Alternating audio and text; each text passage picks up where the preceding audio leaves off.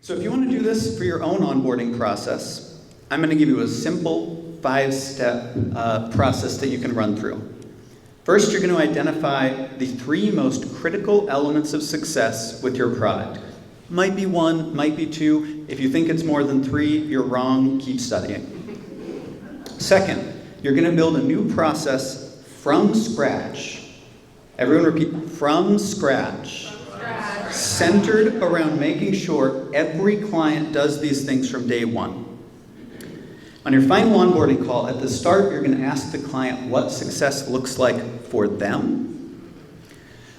You're also going to schedule your first success call and emphasize you're going to provide more strategies, any more training that you might still need to provide on advanced features, you can do it there.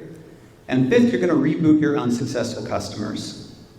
I know I get a lot of questions about that. I'm going to come back and talk about the reboot in a minute. So, why build from scratch? Because what you have right now is almost certainly built to teach features.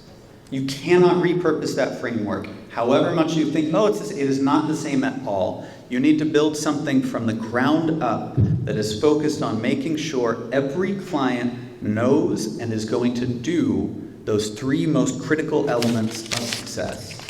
It's a really great way to emphasize a point, yeah. So, if you're not sure how to get to that question about how the client will define success, here's what you do. You got your small talk. You're going to ask them first, make sure they don't have something pressing on their mind where they're not even going to hear what you're saying until they ask their question about billing or whatever. And then you say, I want to make sure you are so successful you can't wait to renew. What do you need to see to make that happen? I promise you this. Make that the first 3 lines of your final onboarding call script, and you are already ahead of your competition, guaranteed. Going back to the reboot. So once you've got all this in place, I want you to look at which customers aren't currently successful.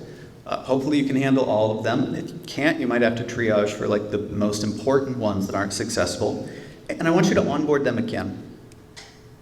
And this is how we got those 11x expansions at Tutor Me. And when I started, we had a bunch of these customers who had joined 6 months ago, and they were seeing no success. A couple of them hadn't even logged in for 4 months.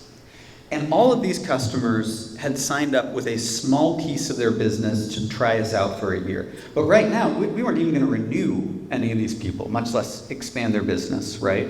Because they're not getting anything we promised them.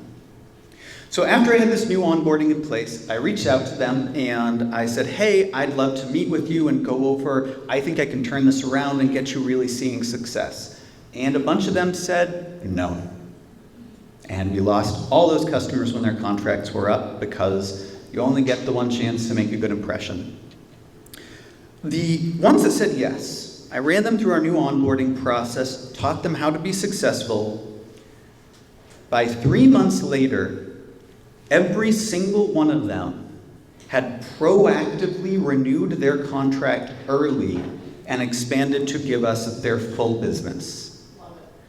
We took them from 6 months of nothing to asking us. I got calls saying, hey, do we have to wait until the contract expires, or can I re-up it now and add the rest of my school district?